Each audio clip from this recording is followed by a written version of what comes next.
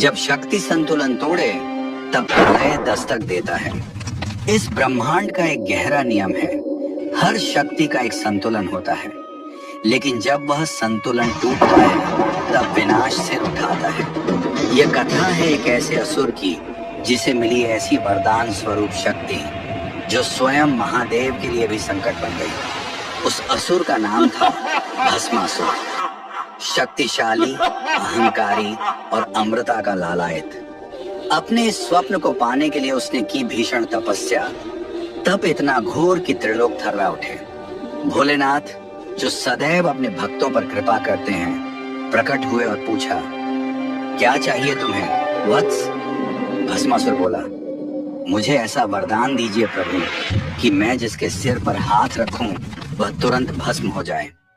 शिव, जो संदेह नहीं करते बस श्रद्धा को पूजते हैं, वरदान दे बैठे।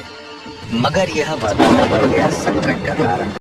भस्मासुर के भीतर उठा एक कुटिल विचार, क्यों ना इसकी परीक्षा शिव पर ही करूं।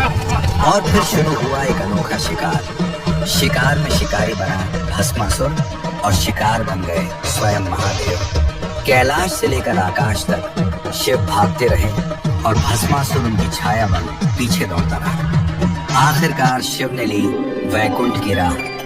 नारायण सब जान चुके थे और उन्होंने रचा एक चतुर माया का जाल। उन्होंने धारण किया एक अनुपम मोहक रूप, मोहिनी। मोहिनी ने मुस्कुराते हुए कहा, इतनी शक्ति के बाद भी तुम अकेले क्यों हो भस्मासुर? क्या तुम्हें नहीं लगता यदि कोई सुंदर रत्न तुम्हारे संग नृत्य करे तो तुम अपराजय बन जाओ?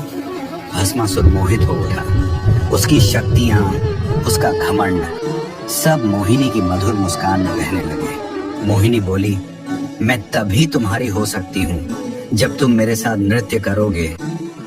मैं तभी तुम्हारी हो सकती हूँ जब तुम मेरे साथ नृत्य करोगे, बिल्कुल वैसे ही जैसे मैं करती हूँ।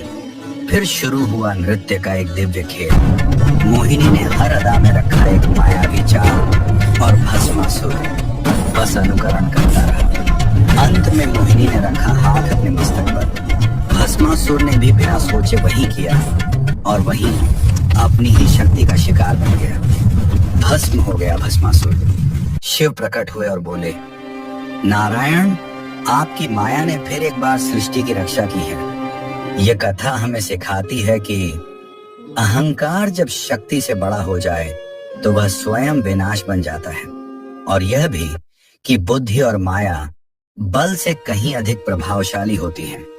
अगर यह कहानी आपके हृदय को छू गई हो तो इसे जरूर लाइक, कमेंट और शेयर करें।